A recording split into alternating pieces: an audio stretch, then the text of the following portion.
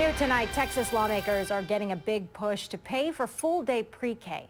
More than 40 organizations joined forces at the state capitol for the Power of Pre-K Day.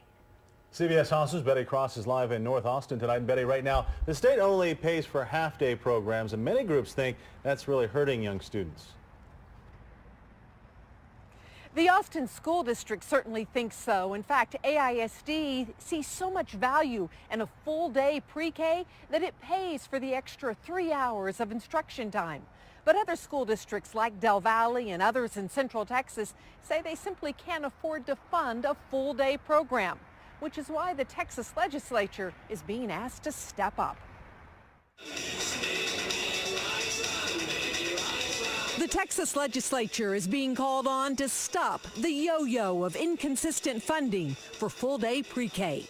Today, 40 organizations converged on the state capitol, saying the ups and downs in state funding is hurting the state's disadvantaged 4-year-olds. Kids that participate in a full instructional day, that full day of pre-K, do better than kids who are in a half-day program. Laura Koenig with the E3 Alliance researches the impact of full-day versus half-day pre-K programs.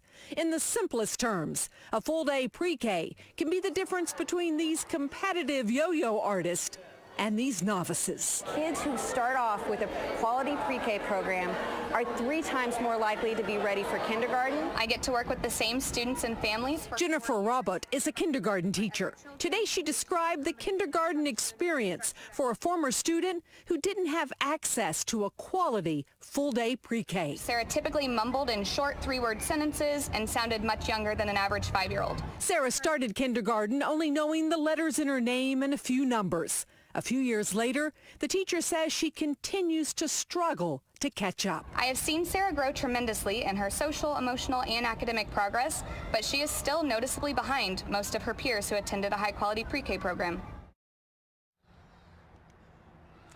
Now, organizers of the Power of Pre-K Day say that they are more optimistic than they've ever been that lawmakers will pass this funding for full-day pre-K. They say every finance bill that is on the table, at least right now, includes funding for the full-day pre-K.